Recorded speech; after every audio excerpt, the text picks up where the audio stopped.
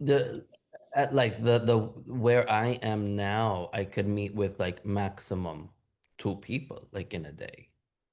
Oh Like yeah, but even me to this day, I don't I don't even think then the find next day I would see anyone. Like, like it takes a I don't find it healthy for me to this day to see more than two people per day. mm. Because of the way we are working. We are doing Yeah. transmutation work where it's intense. So you need time, first of all, to clear yourself. You need to have some energy left because it's taking up energy. You need to have some energy left for you need to recover, and it all depends on your quota of energy when you start. Now you are, single, male, you have a certain quota of energy. For someone, woman that had already children, it's a different quota of energy. So after two sessions, what remain, the energy remaining is not the same. So you have to always really pay attention to your level of energy and adjust to what are your requirements today, what are your responsibility, how much energy you need to keep to be able to follow up with your day. Especially now at the stage where you are probably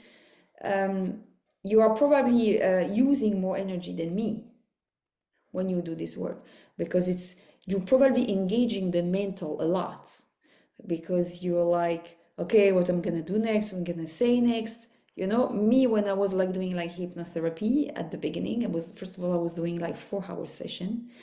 And even though at the end I had like sometimes results that were like mind-blowing and amazing, and I was super happy about it, I was always finishing with a huge headache.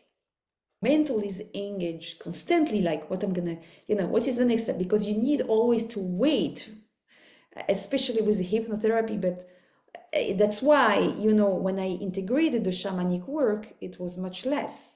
It's less of a mental work, and it's much more like being outside of the circle and observing and engaging the guide, and being like seeing this at a distance.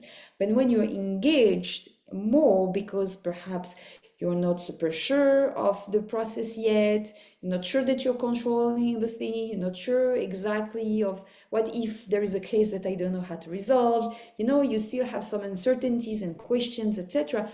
So you engage the mental more, and so it's much more tiring. You're spending more energy when you do that.